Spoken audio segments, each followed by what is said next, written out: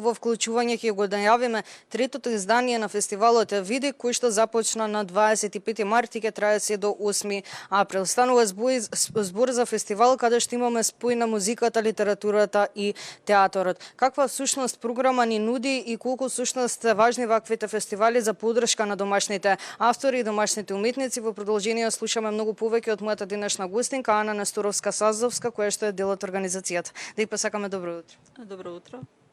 На самиот почеток ќе прашам всушност со оглед на тоа напоменав дека станува збор за третото издание на фестивалот Видик, по што се разликува и по што се издвојува ова издание за разлика од останатите? Видик со секоја ново издание зрее, расте, се оформува како еден препознатлив бренд. Иако во претходните изданија имавме поширеновидна публика, во смисла имаше и настани за деца, сега е веќе фокусирана на публиката за возрастни.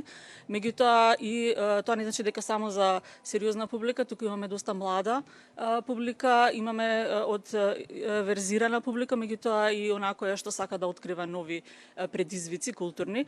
Ова издание ни донесе свежина преку фанкшуи, настапот на фанкшуи, еден од најактуелните македонски бендови.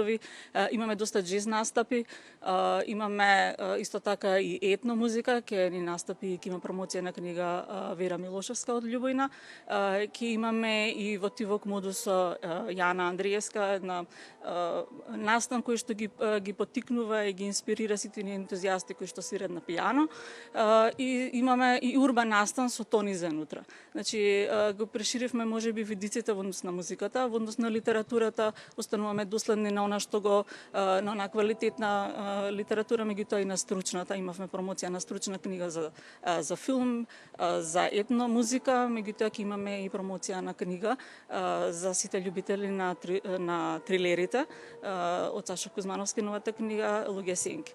Значи, овој Видик е едно досегашно, да речеме, собрано цело искуство што го имавме од претходно и оно што сакаме како визија да го гледаме напред.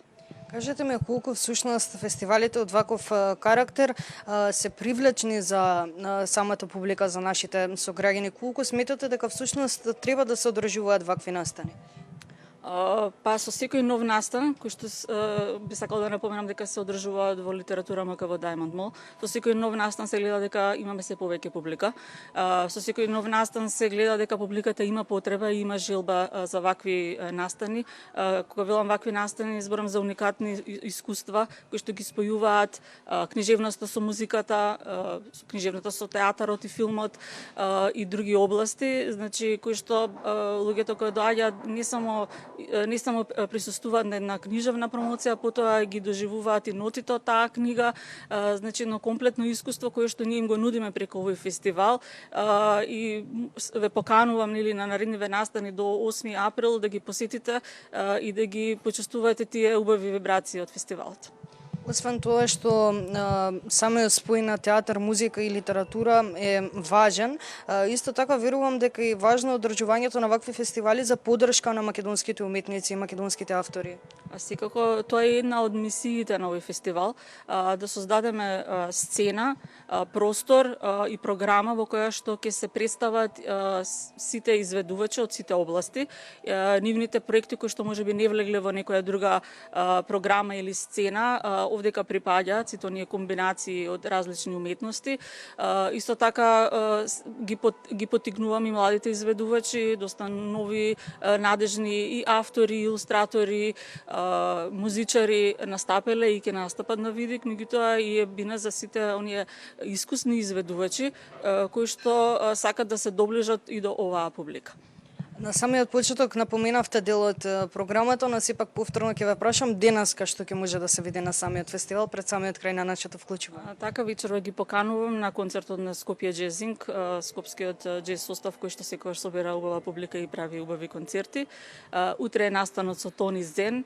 Во петок имаме уште еден џез концерт, New Jazz Balkan, промоција на New Jazz Balkan проектот или албумот на трубачот од Белград Павле Михаилович. А во сабот имам исто така книжевно-музички настан со Јана Андриевска и на Quiet Mode. Во понеделник имаме промоција на книгата Луѓе сенки од Саша Кузмановски. Наредниот ден се најпрво театарската представа Те чекам, а потоа имаме и концерт на Парушен груп, уште еден джез настап и на крај завршуваме со промоцијата и настапот на Вера Милошевска. Значи имаме уште многу интересни настани кои што верувам дека различни профили на публики ќе се пронедат и ќе ги прогледат. Вистина богата програма. Ви благодарам многу за одвоеното време и што имавме можност да го најавиме фестивалот Видик. Ви благодарам и на вас. Благодарам уште еднаш. И ние ќе ве поканиме пред самиот крај да бидете дел од овој фестивал, третото издание на фестивалот Видик, каде што ќе можете да го видите самиот спој на литература, музика и театар, воедно и со самото присуство да ги поддржиме домашните уметници, но се разбира и квалитетно да го поминеме нашето слободно време.